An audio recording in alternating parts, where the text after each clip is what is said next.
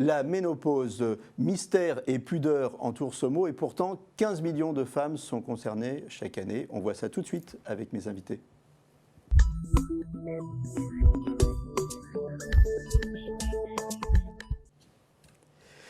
Avec moi sur le plateau, Brigitte Carrère, vous êtes co-auteur de l'ouvrage « Toi et moi, on s'explique » et bien sûr, quand vous dites « Toi et moi, on s'explique », vous parlez de la ménopause. Alors, aussi avec moi sur le plateau, le docteur Patrick Sicher, vous êtes rhumatologue. Nous avons en duplex avec nous Charlotte Attry, vous êtes la co-autrice de Toi et moi, on s'explique. Alors ça permet de montrer une deuxième fois le bouquin, on s'est rusé les filles d'être venues à deux. Donc Toi et moi, on s'explique, c'est aux éditions Bambou. Et Patricia, vous êtes en duplex aussi, Patricia Estenaga, vous avez gentiment accepté de témoigner de votre expérience de la ménopause. Alors on va commencer avec vous pour Patrick Sicher. On va planter le décor. La ménopause, qu'est-ce que c'est ? Eh bien, c'est déjà dans le bouquin, dans les premières pages. C'est d'origine grecque, ça veut dire la fin du cycle de la menstruation. Donc, et ça survient vers l'âge de la cinquantaine, autour de la cinquantaine. Donc, on passe d'une période de fertilité à une période où il n'y a plus de fertilité, avec les conséquences, modification des hormones plus ou moins sécrétées, de moins en moins sécrétées, et donc avec des conséquences sur la vie de tous les jours. Alors j'ai envie de vous poser une question, c'est une erreur ou qu'est-ce qu'un rhumatologue vient faire sur mon plateau pour parler de la ménopause? Ce n'est pas du tout une erreur, c'est parce que la ménopause nous concerne. Alors déjà, vous dites 15 millions de femmes, mais aussi les hommes sont concernés par la ménopause de leurs épouses, entre parenthèses. Alors j'ai dit 15 millions, mais je crois que je me suis trompé, hein. Vous m'avez repris tout à l'heure, non? 11 500 000, mais 11 500 000, bon. Alors le rhumatologue est concerné d'abord parce que cette baisse d'hormones est à l'origine souvent de douleurs qui surviennent, parce que certaines hormones protègent contre la douleur et la diminution de sécrétion, par exemple, de la progestérone est à l'origine de la survenue de douleurs par la suite. Puis ensuite viennent le vieillissement, donc par exemple l'arthrose, l'usure du cartilage, qui peut être aussi un moteur aux douleurs. Et puis nous sommes aussi tout à fait concernés par les risques d'ostéoporose, qui sont à l'origine de fractures, alors que c'est une pathologie qui est très facile à dépister et très facile à traiter. Alors concrètement, la ménopause, ça se vit comment? On va se tourner vers Patricia. Patricia, vous, premier signe à 45 ans, vous êtes fatiguée, perte de mémoire, déprime, mais à 45 ans, on ne pense pas à la ménopause. Pas du tout. J'étais à milieu de penser à la ménopause. À l'époque, je pensais plus à un syndrome d'épuisement professionnel qu'à la ménopause. C'est effectivement beaucoup de fatigue, des envies de pleurer, un sentiment de déprime générale. Effectivement, des douleurs musculaires articulaires. Je ne faisais pas du tout de rapprochement à l'époque. Des problèmes de concentration, de mémoire, etc. Bref, j'étais vraiment au fond du trou. Et le fait de penser à la ménopause est arrivé bien après, quand j'ai commencé à avoir une première bouffée de chaleur. Et surtout que j'ai mis le nom de chaleur sur ce que je ressentais à ce moment-là. Alors Patricia, on a des petits problèmes de liaison avec vous. Hein, on va essayer de résoudre ça. Pendant ce temps-là, je vais me tourner vers le doc. La ménopause précoce, c'est fréquent? Ah, ça existe. Heureusement, c'est pas aussi fréquent que la ménopause, je peux dire, naturelle. Mais oui, c'est fréquent. Ça touche à peu près 2%. Enfin, d'après les chiffres qu'on a, un petit peu plus. Ah oui. On arrive à, d'après ce qu'on a, 10%. Ah oui, donc je suis sûr que vos chiffres sont certainement plus exacts que les miens. Et c'est vrai que ça, c'est une mauvaise surprise et ça peut commencer dès l'âge de la quarantaine. Hein. Alors, qu'est-ce que vous avez fait? Vous avez commencé un traitement hormonal, c'est ça? Oui, je ne sais pas si le son est... Non, le son, il est toujours aussi mauvais. Je vais vous dire ce que vous avez fait, parce que j'ai la fiche. Hein. Vous avez commencé un traitement hormonal et suite à une rupture de stock sur le marché, vous avez été obligé d'arrêter votre traitement hormonal et il y a eu un retour amplifié des symptômes suite à cette rupture de traitement. Et là, vous vous êtes intéressé vraiment à la ménopause et vous avez essayé de comprendre comment ça marche et vous avez revu toute votre hygiène de vie, votre alimentation et vous avez vous avez arrêté votre traitement substitutif, vous avez appliqué ces règles et tout est rentré dans l'ordre. J'ai bien résumé? Oui, pas aussi rapidement que ça, mais oui, effectivement, en tout cas, j'en suis arrivée. C'est bon pour le son, là? Non, c'est toujours pas bon. Je suis vraiment désolé. Et c'est pour ça que j'ai résumé. Écoutez, on va revenir vers vous un petit peu plus tard. Mais là, c'est vraiment, on ne vous entend pas, en fait, on ne vous comprend pas. Voilà. Brigitte et Charlotte. Alors, Charlotte, est-ce que j'ai un son meilleur avec vous? Ah ben, on va tout de suite. Ah oui. Est-ce que vous m'entendez bien? Ah oui, oui, oui, je vous entends très, très bien. Charlotte, vous êtes en duplex, vous êtes très, très loin de nous. Hein. Vous êtes où? Je suis à Berkeley, exactement, dans la baie de San Francisco. Donc, il est très, très tôt ce matin. Je suis ravie d'être avec vous. Et je voulais rebondir sur ce que disait Patricia à l'instant.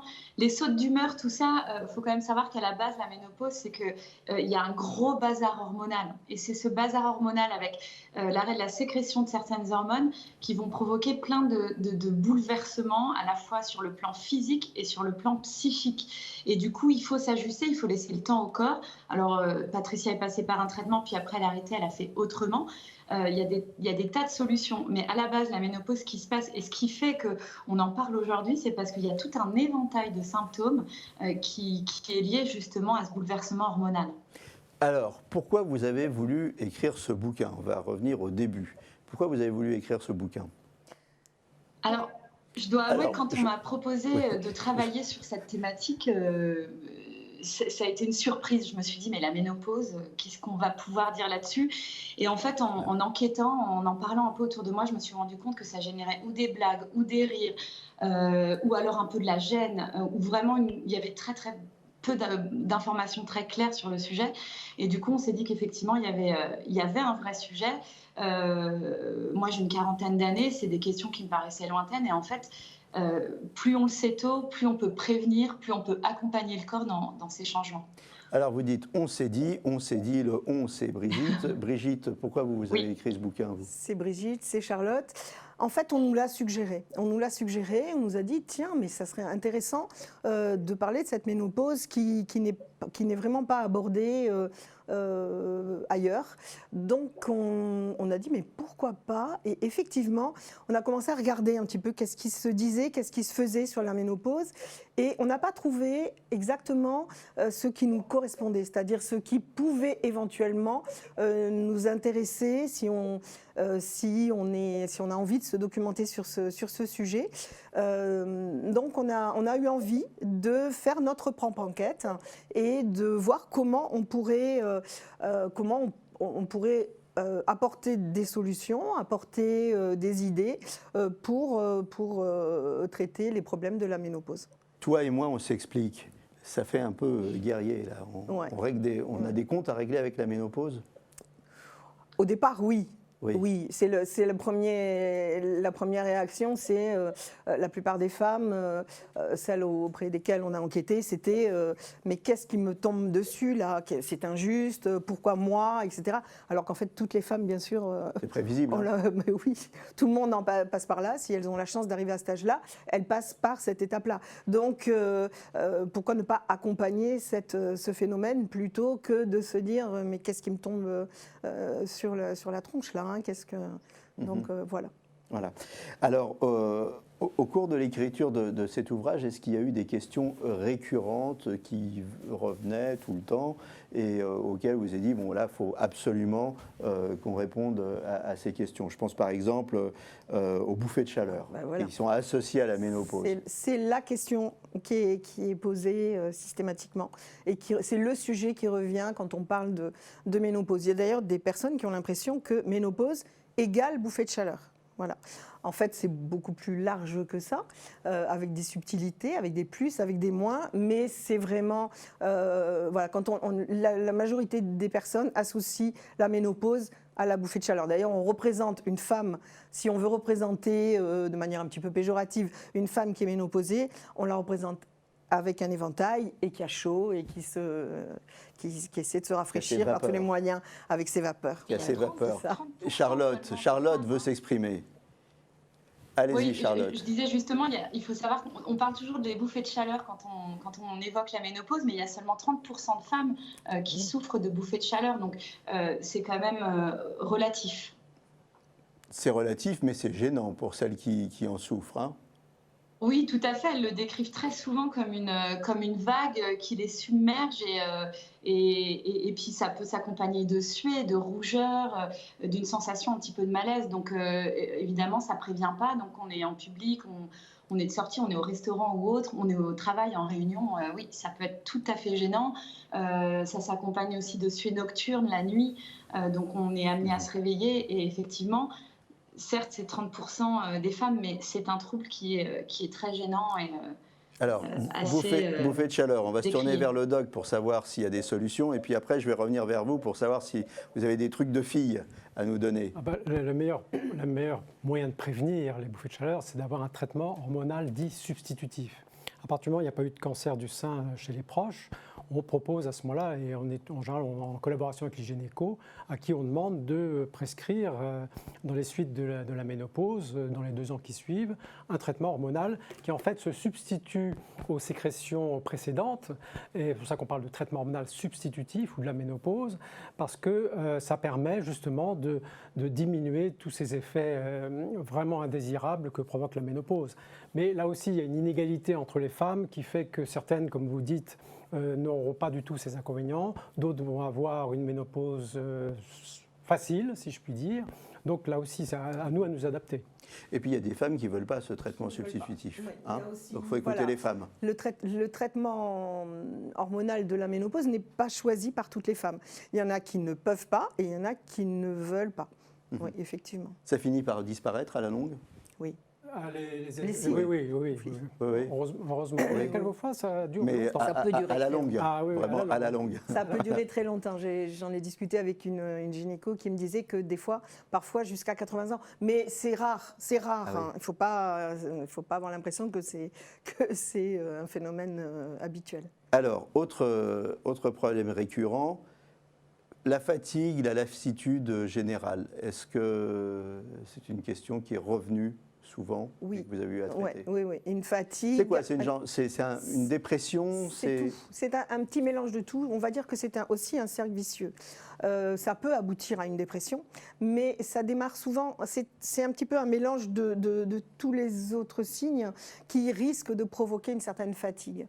Quand on a des douleurs, quand on ne dort pas bien, pour des raisons de bouffée de chaleur ou autres, parce qu'on peut avoir des insomnies aussi.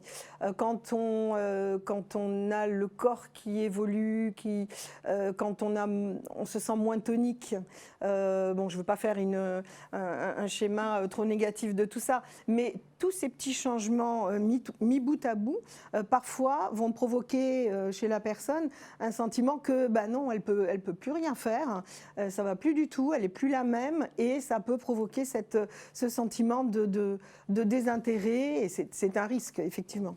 Patricia, on va faire une tentative pour voir si on vous entend mieux. Est-ce que vous avez ressenti ça? Oui, j'ose plus parler là. Est-ce que vous m'entendez?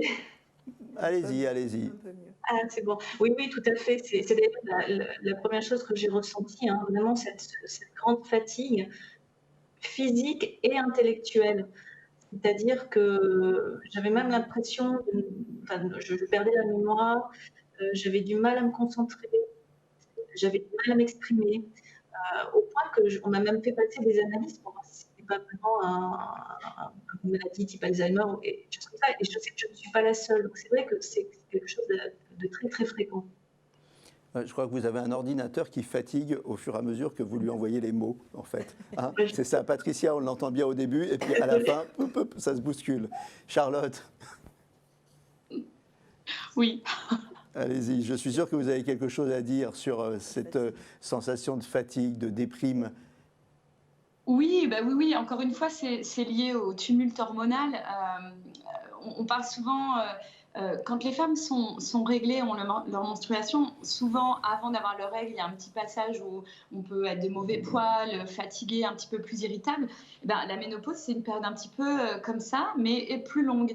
Et du coup, il faut réussir à s'ajuster à ça, ce qui n'est pas toujours évident. Donc, il faut se montrer patient. Et puis, comme le disait Dr Sicher, c'est vrai qu'il y a autant de styles de ménopause qu'il y a de femmes. Donc, c'est absolument pas général, mais on le sent passer quand même. Il y a un petit changement hormonal qui fait que sur l'humeur et la fatigue, il faut être patient et il faut s'écouter. Et c'est des périodes de transition. La ménopause, c'est passer à un nouvel état, quoi. Donc forcément, ça fatigue le corps et l'esprit. Patricia parlait de fatigue, de perte de mémoire. C'est des choses qu'on a, en enquêtant, découvert également. La mémoire qui flanche, les coups de mou, les coups de fatigue. Et effectivement, en cas un petit peu plus extrême, ça peut conduire à une dépression. Il faut voir qu'à cet âge-là, la moyenne, c'est une cinquantaine d'années. Il peut se passer, ça rentre en résonance avec sa vie personnelle. Donc, les enfants sont plus grands, mais il y a d'autres problématiques, il y a des divorces, il y a plein de choses qui peuvent se cumuler. Donc, c'est souvent une période qui est très sensible. On va revenir sur la sensibilité de cette période. Oui, allez-y, vous vouliez ajouter quelque chose? Je voulais juste donner une petite précision. C'est peut-être utile de préciser ça. Bon, la plupart des personnes le savent, mais ce qu'on appelle la ménopause, c'est un moment précis. On est ménopausé quand on n'a pas eu ses règles pendant environ un an ou un petit peu plus. Donc, on n'a pas eu ses règles pendant toute cette période-là. On estime qu'on est ménopausé. Mais toute la période qui se situe autour de cette ménopause, qui est un moment bien précis, c'est ce qu'on appelle la périménopause, c'est avant et c'est après, et c'est de ça principalement dont on parle dans notre livre, c'est toute cette période d'adaptation.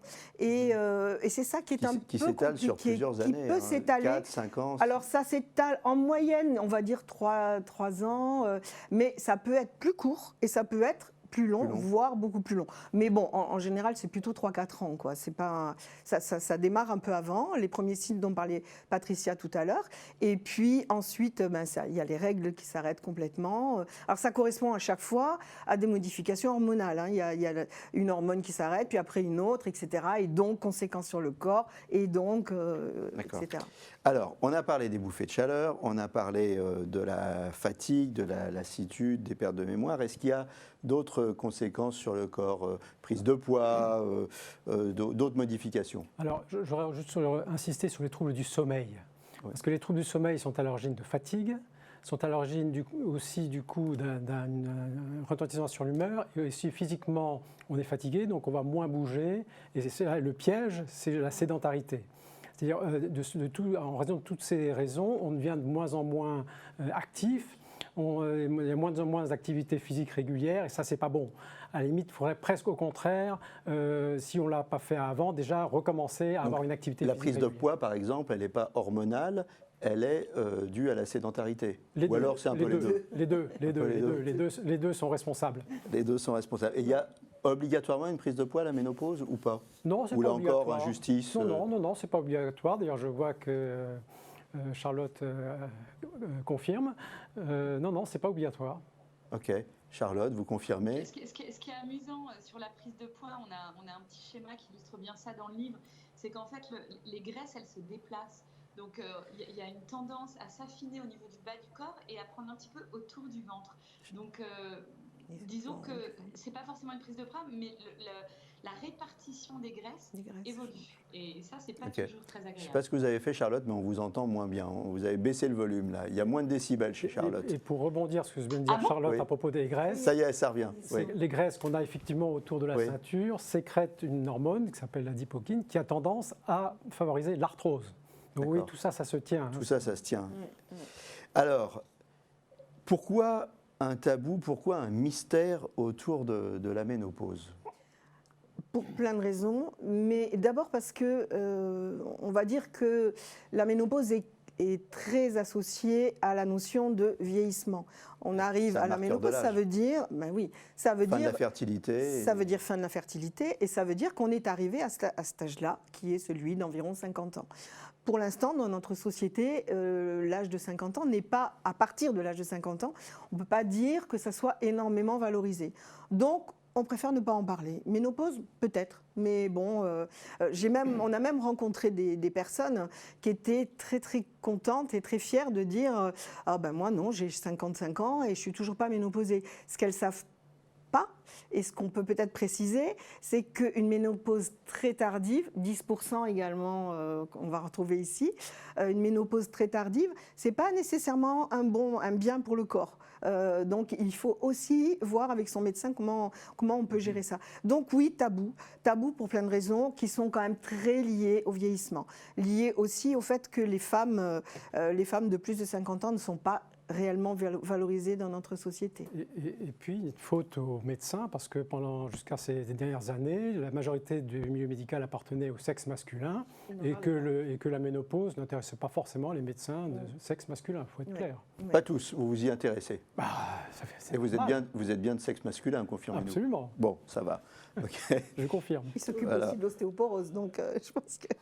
Bon, donc en fait, ce que vous nous dites, c'est que la ménopause, marqueur de l'âge, dans une société dominée par le jeunisme, quand on est une working girl de 50 ans, c'est pas un bon signe de dire qu'on est ménopausée. On le dit pas. On le dit pas. En général, on le dit pas. Ou si on veut faire partie du prochain plan social, on le dit. Voilà. En fait, on devrait ni avoir à le dire, ni pas avoir à le dire. Ça devrait être quelque chose qui n'a pas réellement d'importance. Ça existe, ça fait partie de la vie, mais pourquoi soit dire je suis ménopausée à tout prix, on n'a pas non plus à mettre des panneaux en disant je suis ménopausée, je suis fière de l'être. Ça fait juste partie de la vie. Voilà, c'est tout. Patricia, vous en avez parlé à votre ordinateur de la ménopause? Il va très bien, mon ordinateur. Je ne sais pas ce qui se passe avec le son. Il n'est pas ménopausé, ça va, il est bien. Ça va bien. Bon.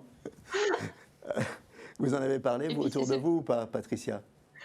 Ah ben non seulement j'en parle, mais pour aller dans ce que disait Brigitte, moi, il se trouve que moi j'ai créé une communauté autour de ce sujet. Donc oui, moi je revendique le fait d'être ménopausée et j'encourage les femmes à changer pour le coup complètement le regard sur cette période-là, parce que je crois que l'état d'esprit et la façon dont on aborde cette transition de vie, c'est juste fondamental dans la façon dont on vit ce moment-là, vraiment. Alors, on arrive bientôt à la fin de cette émission. Est-ce qu'il y a une vie après la ménopause? C'est la question que je vais vous poser. Je sais que vous allez me dire oui, mais d'abord, je vais me tourner vers le doc. Est-ce qu'il y a des problèmes au niveau de la vie de couple, sécheresse vaginale, perte de la libido, baisse de la libido? Est-ce que c'est des choses qui existent? Oui, tout à fait, ça existe et pour lesquelles, heureusement, évidemment, il y a des moyens d'y remédier. Il y a un côté positif, c'est qu'on peut avoir des rapports sans se dire « oh là, je vais être enceinte dans 3 mois ». Donc oui. ça, c'est le côté... C'est la liberté, la ménopause. Oui, quand même, c'est un côté positif de la ménopause, cette liberté. Mais sinon, oui, il y a... Pour chaque inconvénient, il y a de quoi proposer un traitement ou des traitements. Effectivement, on a bien étudié ça justement. Hein. On est allé dans ce sens-là. Oui, il y a de quoi vivre largement, mais la question devrait être tellement évidente. Effectivement, il faut aider, il faut accompagner les personnes qui souffrent de certains de ces signes. Mais bien sûr que la vie, elle continue. C'est une continuité avec des étapes, avec des phases différentes. Oui, bien sûr. Elle continue et souvent elle commence à 50 ans. Elle peut. On voit beaucoup de gens qui changent de vie à 50 ans, 55 ans, qui changent de mari, qui changent... Donc la vie, elle... Pourquoi pas? Mais il ne faut pas se donner ça comme une nécessité, comme une obligation. C'est vrai on n'est pas obligé de changer de mari, c'est ce que je vous dis. Gardez-nous un peu. C'est pas utile non plus de se dire attention, vite, il est 50 ans là, il faut que je fasse ça, il faut que je sois heureuse, il faut que je... Non, il faut juste non, mais ce n'est pas non plus apprécier. le signal de il est 50 ans, tout s'arrête. Non, donc il est 50 ans, tout continue. Tout continue. C'est ça? Vous êtes d'accord, Charlotte? Ah mais tout à fait. Je pense que ce qui serait bien aussi, c'est que la société change de regard. Vous m'entendez? Vous avez quel âge, vous, Charlotte? Vous ne faites pas semblant de ne pas m'entendre. Non, j'ai 41 ans. Voilà. Moi, je suis très contente d'avoir écrit ce livre parce que je me sens prête et je pense vraiment que tout ça, c'est assez culturel. Aux États-Unis, les mamans entre elles peuvent parler de leur ménopause. C'est quelque chose qui n'arrive pas en France. Il y a des pays aussi où la femme qui est ménopausée, elle atteint un statut social différent. On est plus sage. Donc, ce qui serait chouette, c'est que la société change un tout petit peu de regard sur les femmes ménopausées.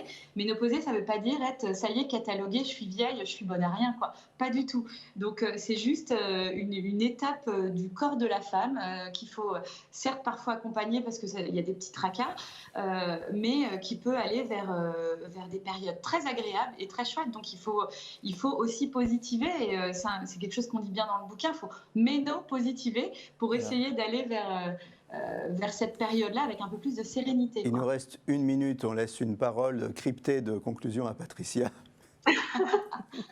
Non, j'ose plus parler. Je vous laisse conclure, ça va être trop nul.